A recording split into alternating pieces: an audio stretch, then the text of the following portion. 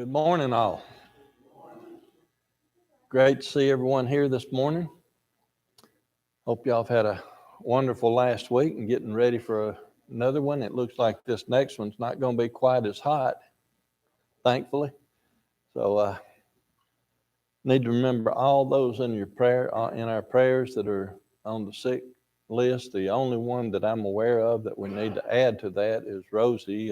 She went to the hospital with a intestinal blockage of some kind. Hadn't been over there to see her, so don't know the details.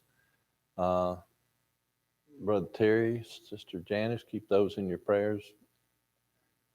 Anyone else on the list that we need to think about and pray about? Oh, Miranda's father, yes. It looked like that was good news. He's about ready to get some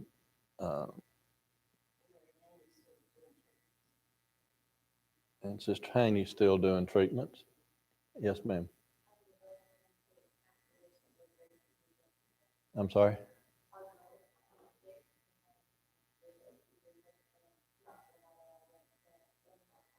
Ah,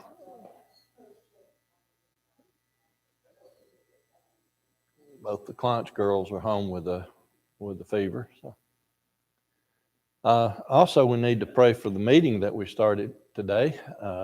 Keep that in your prayers. Also, Andrea has not been feeling 100%. When we was off in Arkansas, she was. My old saying is she was goofy as a hunting dog, but she don't like that phrase. But she was waking up dizzy and took her to the doctor Wednesday, and of course they do all these tests to eliminate things, but they think she's got not think, they've diagnosed her with an inner ear issue. So today she's not dizzy, but she's just sort of that washed out feeling. So, and also on a personal note, if any of you try to contact us and we don't respond right away, either keep trying or try a different method. At the age of 70, we decided that we was not only going to update and get new phones, we were going to go to whole new operating systems. What did I just say? So I find mine to be, once I get to where I want to go, once I find the path to get there, that it's easier than the other one. But to get in there sometimes takes us 14 detours around the square. So, and I'm sure, well, I'm not sure, I'm 100% positive that all has to do with operator error or operator lack of knowledge. So, but we will get there one of these days. So, Brother Henderson, would you lead us in a prayer before we begin Bible study, please?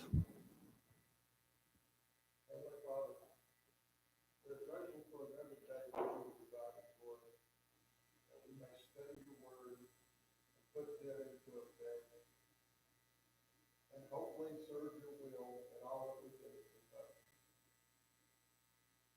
Father, we pray for this meeting that we have coming up, that it will be successful, and it will lead to numerous people coming to know you and to recognize you as the true and living God. Father, we pray for those who are sick and are injured, that it's your will that you restore them to their health, and they can rejoin us shortly.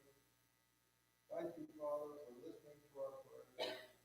And we pray that during this hour we will gain much information on your word and put it into use each day of our lives. Father, we do pray this prayer to you in the name of our Lord and our Savior, Jesus Christ. And I did miss one. Holly, they're trying to schedule her for another back surgery the middle of November. The back surgery she had worked for a little while, but she has bone degeneration, and with the bone degenerating, it's also shifting. So she's in a great deal of pain right now. So anytime you start working with the spine, you have you're fortunate if everything works out right the first time or second time, and maybe hopefully the third time with her. So keep her in your prayers, please. We are in the book of Numbers. I almost said Leviticus, which we just got through. We're in the book of Numbers, and I was instructed to pick up with chapter 5 today.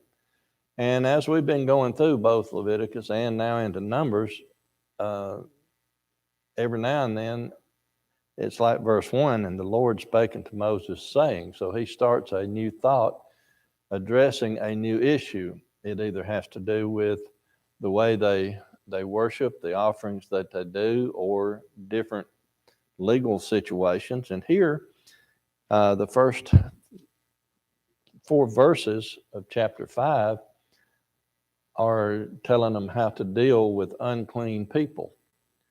Now, it just says, command the children of Israel that they put out of the camp every leper and every one that hath an issue, and whosoever is defiled by the dead, both male and female shall you put out, without the camp shall you put them, that they defile not their camps, in the midst of whereof I dwell.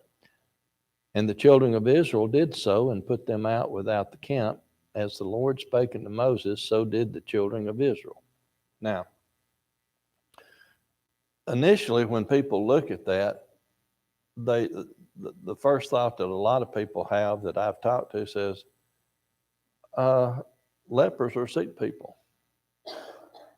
Most of the time when they're talking about unclean, they're talking about sick people. Also, they're talking about people that have been defiled by touching a dead person. Why do they need to locate outside the camp? The only one that is, well, not the only one, but leprosy is not exactly a communicable disease, even though you can catch it under certain circumstances, especially if you're around them and trying to help them a bunch. So why do it? Why put them outside the camp? And that's my question. Why did the unclean have to be outside the camp? And the answer to me is spelled out in one of the verses that we just read.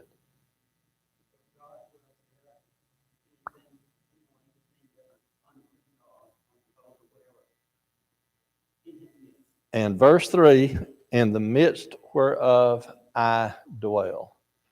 If we look at that and compare that to the New Testament and the instructions, what does it say in Revelation 21 and verse 27? That no unclean, no liars, none of this is going to enter heaven. Only those that are written in the Lamb's Book of Life, and those that are in the Book of Life are what type people? Righteous, and those that enter. So if, like I say, if we compare the two, God is just saying, I'm dwelling here. I don't want anything, as Brother George said, anything unclean in my camp. This is my house. Questions or comments then through verse 4? In verse 5, it picks up with laws regarding restitution.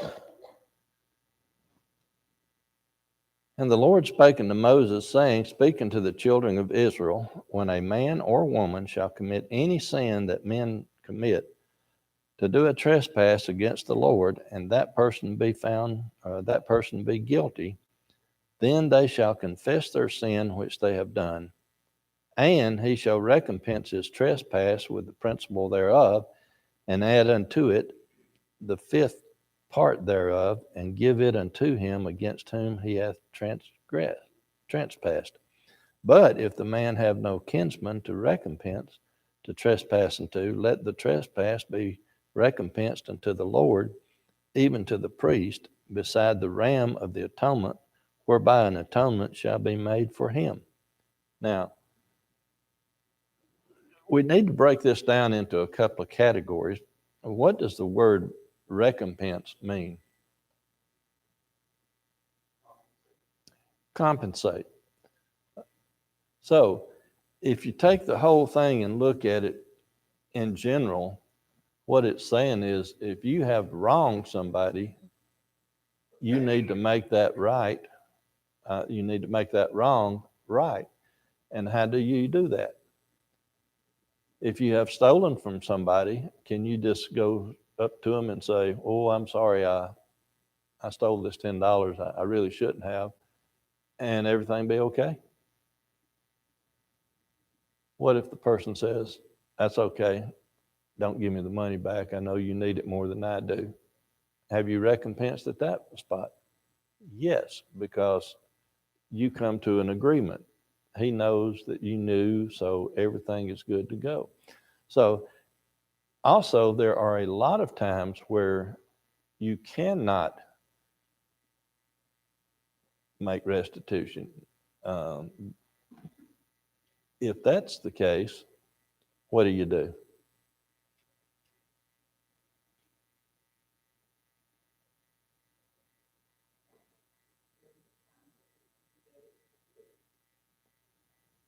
Okay, let's if that person is deceased and you want to give it to the priest, that's that part of it. But what I was thinking of was a whole different situation. If we bring it up to today's time, for instance, recently there was a cop in Texas that killed a man, and he was in his own apartment, not bothering anybody. She was found guilty of murder and sentenced to 10 years. How can she make right that wrong? Pardon? That is as far as she can go. She cannot give back life. She cannot do anything, but she can be truly sorry. She can ask for forgiveness and lean on the Lord. And fortunately, if there's anything good out of a situation, the man that was killed was a Christian. His family were Christians. He had even gone to our alma mater, Harding College, Harding University now. But what did the man's brother do? In court, he gave her a hug and said that he forgave her. So I don't know what she had done to deserve that. I don't know if she had tried to apologize or anything like that. But uh, as a minimum, she needs to truly be as sorry as she can be and try to make things right. Uh, and it's not something that can be delayed. As soon as you recognize, or as soon as someone recognizes that they have wronged someone, they need to immediately try to make amends. There's any number of scriptures in the New Testament that tell you that. If we go to the book of Ephesians, what does it say? Be angry, do not sin, don't let the sun go down on your anger. So that means that if I know something's going on today, before I pillow my head tonight, I need to do the best I can to make things right. If we go into the book of Matthew, chapter 5, what does it say about the brother that has brought an offering to the altar?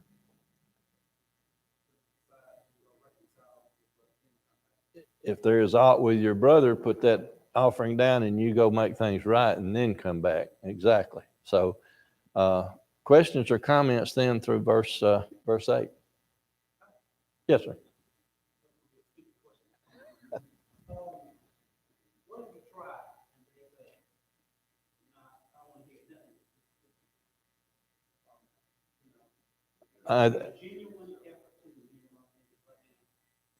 At that point, it's on them. You have done what you are supposed to do. You have done the best you can do. Uh, after a sermon I preached a while back, you all know that I have some Indian blood in me. Indians are noted for carrying a grudge, and they will get you. Maybe not today, maybe not tomorrow, but that's just one of the reputations that they have.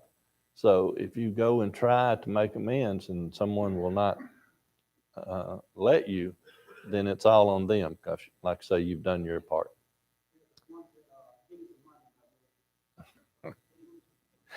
And the other part of that, yes, the other part of that is if you do your best and then lean on the Lord for the strength, then that puts you good. There, you brought up something that, and I brought up the Indians, and there's a politician that's now saying that we need to make restitution to the enemy, to the Indians for the wrong that we did them. Got a question for you. How are you going to make restitution, meaning compensate, make things right, when you took millions of acres of land, you killed, you deprived? What can you possibly do to restore them to their rightful place? You can't. Are we all of a sudden going to evacuate Southern Virginia, North Carolina, South Carolina, Georgia, Florida, Tennessee, Eastern Tennessee, Northeastern Alabama, and give it back to the Cherokee Nation? Ain't no way. So how are you going? So this is where I say that you do the best you can you at making amends. You cannot fully compensate somebody for some wrongs that you've done to them. So you do the best you can and move forward. Questions, comments?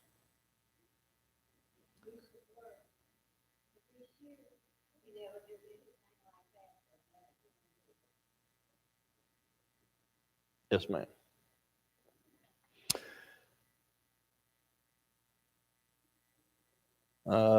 Verse 9, and every offering of all the holy things of the children of Israel which they bring unto the priest shall be his, and every man's hallowed thing shall be his. Whatsoever any man giveth the priest, it shall be his.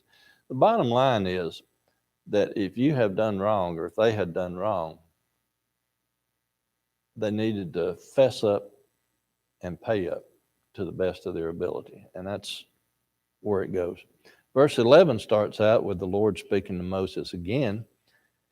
And this particular section, through the rest of the chapter, all 22 verses deal with adultery. That's how serious adultery was considered, or should be considered.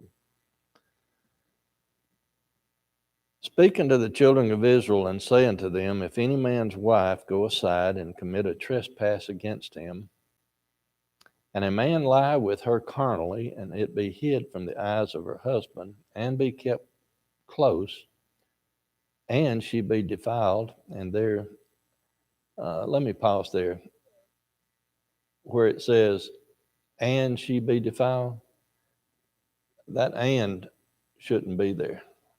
Because if she lies carnally with another man that is not her husband, she is defiled in their language that was used. And there be no witness against her, neither she be taken with the manner, which in essence means that she's not caught in the act. So nobody knows this went on. But look what verse 14 says. And the spirit of jealousy come upon him, meaning her husband, and he be jealous of his wife, and she be defiled, she was. Or if the spirit of jealousy come upon him, and he be jealous of his wife, and she be not defiled. Now, that sounds confusing, but if you just boil it down to today's time, and I'm not trying to get into your homes or anything else with this comment, but just want you to think. How many people do you know that one party or the other is extremely jealous, and no matter if this other party is completely innocent of doing anything wrong, they wouldn't even think of doing anything wrong, the jealous party accuses them or thinks they do things wrong. Do you know anybody that's jealous that way? Don't answer. Okay? So what this verse is saying is that if she did something wrong and for some reason he has a suspicion that she was doing wrong and he's jealous of that, or if he is jealous and she did nothing wrong, then the man shall bring his wife unto the priest and shall bring her offering for her. So, whether or not she's guilty, he brings a charge against her and brings her to the priest for the priest to determine whether she is guilty or innocent. And the part that he's bringing basically is a sin offering.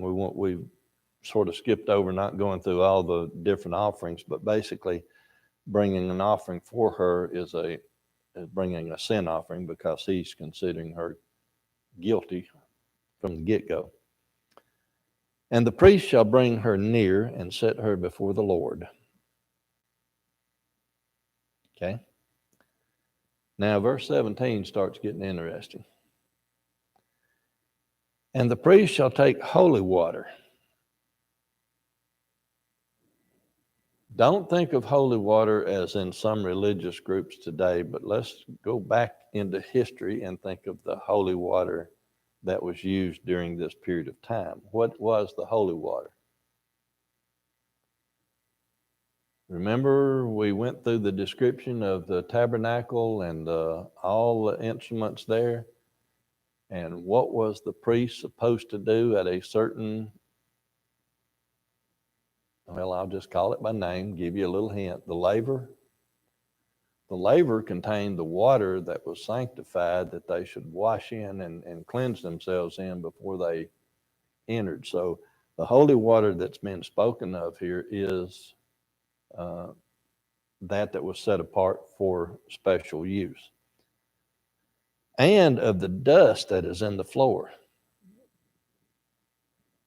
Well, now the holy water was in an earthen vessel, and of the dust of the floor of the tabernacle the priest shall take and put it into the water. Why would he put dirt into the water? Well, God said so is always a good answer, but let's go a little deeper.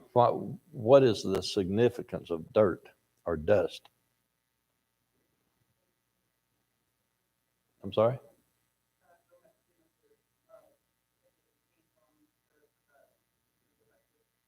Okay, it starts there, and then in Genesis chapter 3, where was the serpent made to dwell? In the dust. So dust was, and what do they say about putting on sackcloth, ashes, and covering themselves with dust? It was, in essence, a condemnation. So the priest is to take the holy water in an earthen vessel and put that nasty dirt in there because they already figure that the woman is guilty. And then the priest shall set the woman before the Lord and uncover the woman's head. What is the significance here when it says uncover the woman's head? Shame, degrading, because in that culture, in that part of the world, for a woman not to be covered is a shame or things of that nature. In the New Testament, we talk about women with hair. Well, we won't go there. Never mind. We'd spend the rest of our classroom in that, so let's just move on. So after the priest uncovers her head and puts the offering of the memorial, which is the sin offering, in her hand, which is the jealousy offering, and the priest have in his hand the bitter water that causes the curse. We'll help you out on that. Go skip over a few verses to verse 22. And this water that causeth the curse shall go into the bowels to make thy belly to swell and thy thigh to rot, and the woman shall say, Amen. This particular water was just something that they used as sort of a testing method, that if the person got sick from drinking it, they were guilty. If they didn't get sick from drinking it, they were innocent. If you go back into some European history and early American history, when we deal with the subject of witchcraft, what was one of the methods of testing to see whether or not a witch, or a woman, or warlock man was truly bewitched? You would throw them in the water. If they sank, they were innocent. If they floated, they were guilty. What happens if they're guilty of witchcraft? They're then either hanged, crushed, or burned at the stake. So there was no out if someone brought a false accusation. So I'm not trying to make this humorous, but I'm just trying to bring it into a little focus here.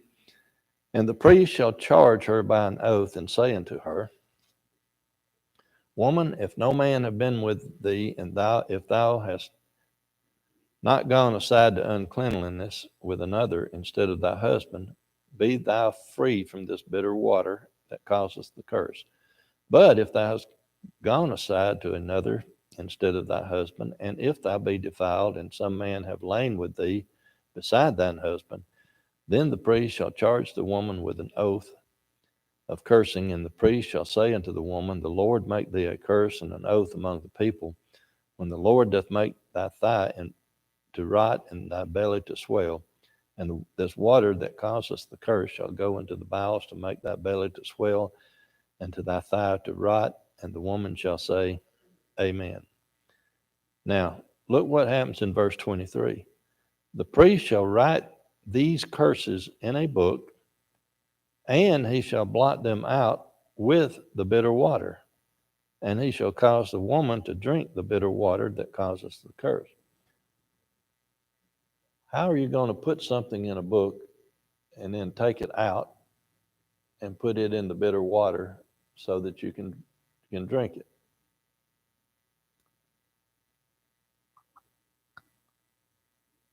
They knew how to make, and this is according to Jewish historians, they knew how to make ink that was not permanent. In other words, we use dry erase boards. We write with a dry erase marker, and we can take something and wipe it off. If we use a permanent marker, we can't. So they wrote with an ink that they could remove, and they used bitter water to wash it off the book and put it in that earthen vessel then for them to drink. A lot of ritual has taken place. Then the priest shall take the jealousy offering out of the woman's hand, and shall wave the offering before the Lord, and offer it upon the altar, and the priest shall take an handful of the offering, even the memorial thereof, and burn it upon the altar, and afterward shall cause the woman to drink the water. And when he hath made her to drink the water, then it shall come to pass that if she be defiled and have done trespass against her husband, that the water that caused the curse shall enter her and become bitter, and her belly shall swell, and her thigh shall rot, and the woman shall be a curse among her people. And if the woman be not defiled, but be clean, then she shall be free and shall conceive seed, meaning that she is put back into her regular role.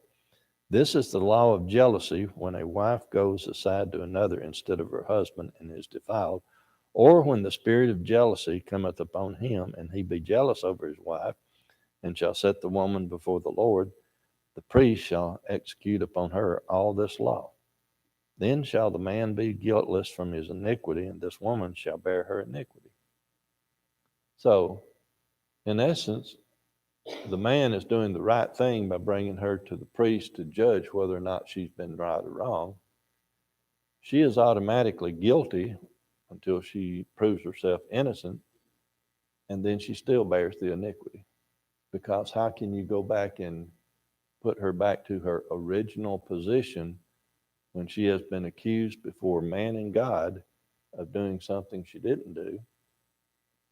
She has been shamed by having her head uncovered. how can you restore? Questions or comments then on chapter? Yes, ma'am.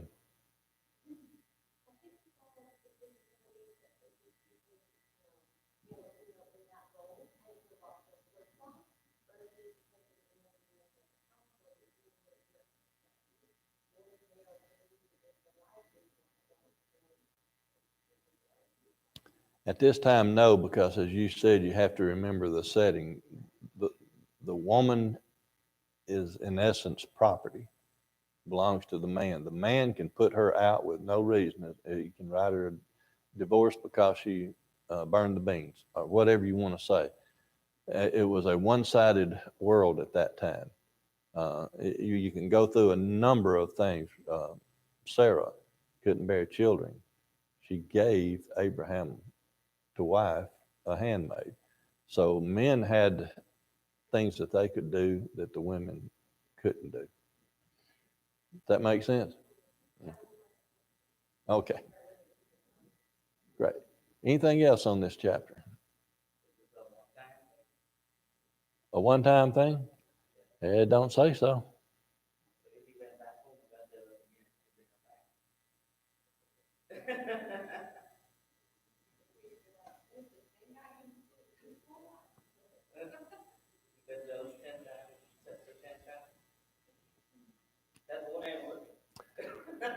And you see, during this particular time, now later things change a little bit when parents start agreeing to marriages and all. But at this time, if they went to war and captured another nation and brought the women back, they could make them marry them. You know, they could force marriage and all. So it's a whole different world that they live in than that we live in. So, chapter 6.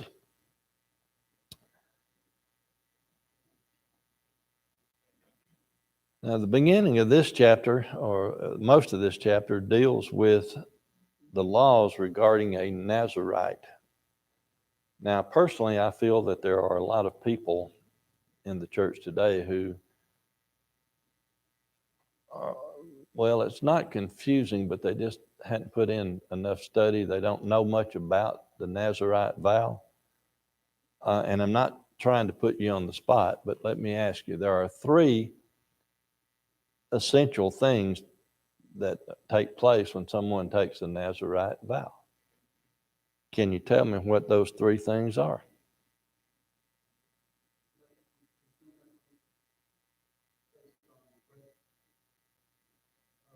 No strong drink. Don't cut your hair. And don't touch a dead body.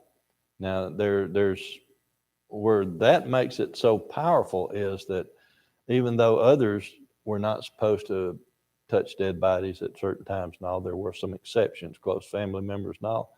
But for the Nazirite vow, there was no exception. If they did anything that interrupted that, then they had to, well, we'll get to that a little bit later. But let's just go through here and look at a few things. The Nazirite vow, well, what does Nazirite mean? What does the word mean? And when you put it with vow, what does the Nazirite vow mean? Separate. You separate yourself and you do what? Abstain from a lot, but you separate yourself from everything going on around you. You consecrate yourself to God. And that's, is there any other thing in there that tells us, gives us any clue? Because the Bible is not specific about why certain things take place. For instance, Brother George had mentioned that you not to take wine or strong drink, shall drink no vinegar or wine or vinegar of strong drink, neither shall he drink any liquor of grapes, nor eat moist grapes or dried. Next verse, and all the days of his separation shall he eat nothing that is made of the vine tree, from the kernels even to the husk. Now, give you a hand here. In verse 4, the kernels is either seeds or unripe grape, and then the husk. You know what husk is. They made cake back in those days from the husk of the grapevine. So don't know if I'd want to eat one or not, but that's what they did. So why was it so important for them not to have anything to do with a grape in any form?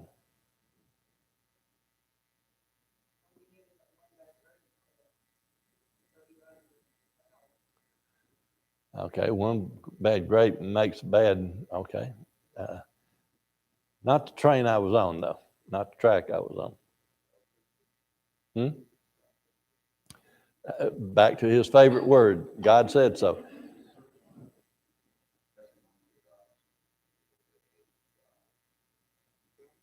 You're heading the right direction. Let's look at it this way. And again, this comes, no place in Scripture does it line this up this way. But if you go back and study and read some of the Jewish historians and Jewish scholars, throughout the Bible, the word the vine has meaning. God brought the vine out of Egypt. What was the vine that he brought out of Egypt? The Israelites.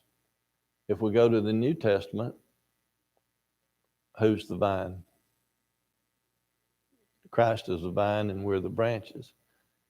He brought them a noble or holy vine.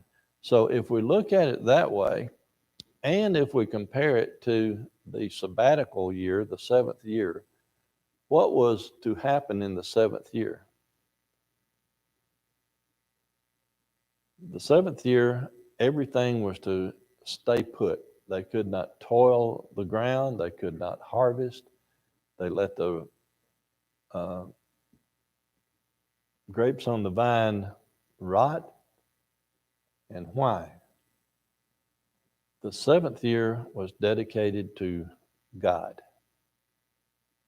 So if you look at it from that aspect and try to tie it together, the Nazirite vow, they separate, they consecrate to God. They're to be the holy of holies to God, and everything belongs to God. And so they're keeping themselves away, just like during the sabbatical year. Now, there's one other thing that I looked up to make the connection and make that make some sense. If you look in a concordance through root words and branches of root words, the word Nazarite also means unpruned vine. So if you tie that together, the Nazarite vow meaning separated, the Nazarite being unpruned or untrimmed vine, then comparing the Nazarite vow to what took place during the sabbatical year, and with the Israelites being considered the vine, all of that starts making a reasonable thought, at least to me. But like I say, when you go through here, no place is going to line it up just that way. Verse 5 says, all the days of the vow, his separation there, shall no razor come upon his head. Well, again, we got to look back at that time period. What did hair mean to the people back in those days? Strength and beauty. Absalom, for instance. But anyway, strength and beauty. So no razor shall come up on his head. He is consecrated. He's set apart for God. So he's to remain strong and beautiful. Well, that would be part of the head, yeah.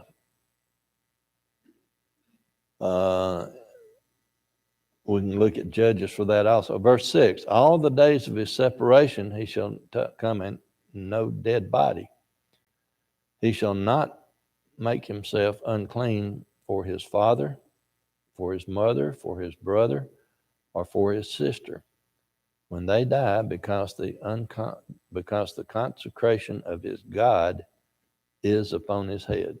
He is so set apart that even touching a dead family member would defile him.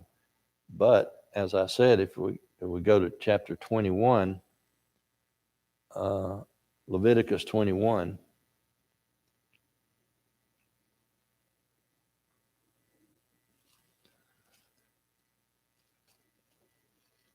I know it's in my Bible. I looked at it yesterday.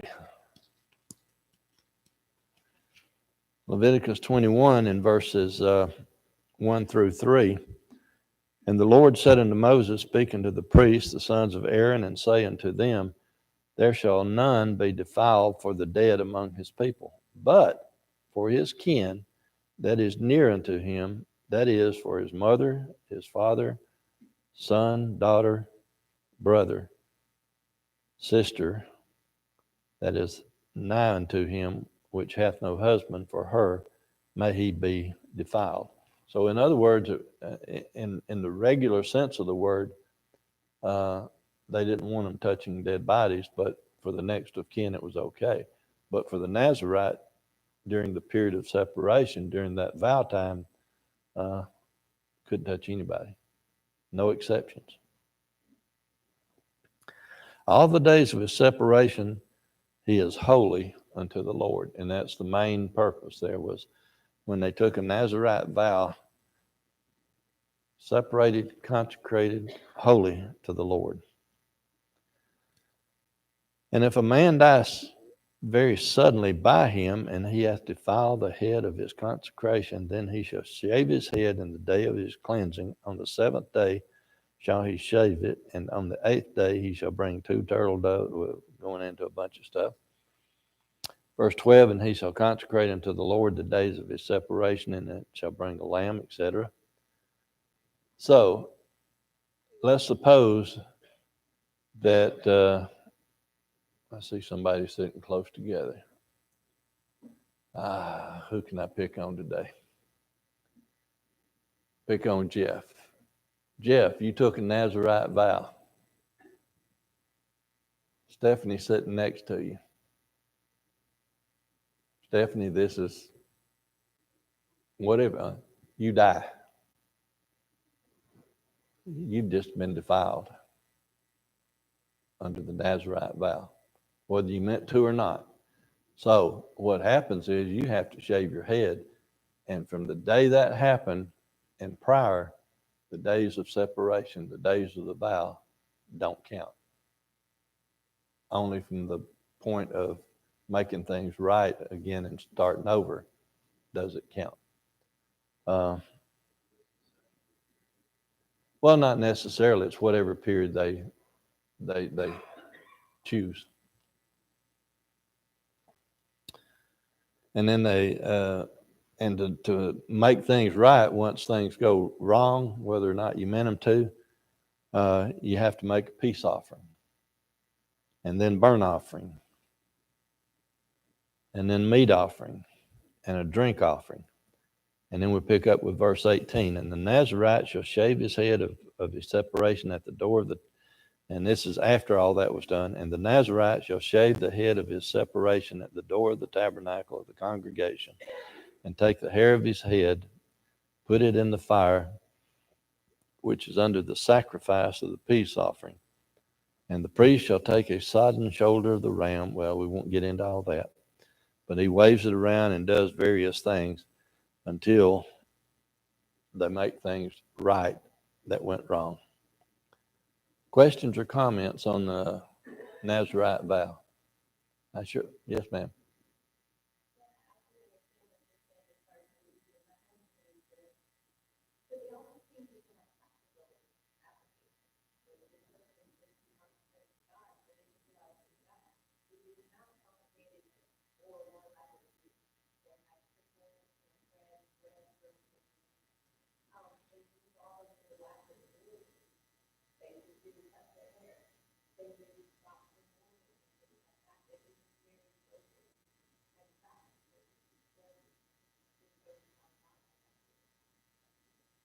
Absolutely. And how many times today, if we bring that up to today's time period, and again, I don't want to show of hands. I'm not trying to, I'm not preaching right now, but from teaching. I'm not wanting to meddle, but how many times do we sit down to study the Bible without turning the TV off, without turning our electronic instruments on mute? And anything that happens, we can be interrupted. Is that setting time aside to study God's Word? And as Sister Alyssa so eloquently put it, that is part of the practical side of the Nazarite vow. Keep things simple, keep things focused. Thank y'all so much for your time and attention today.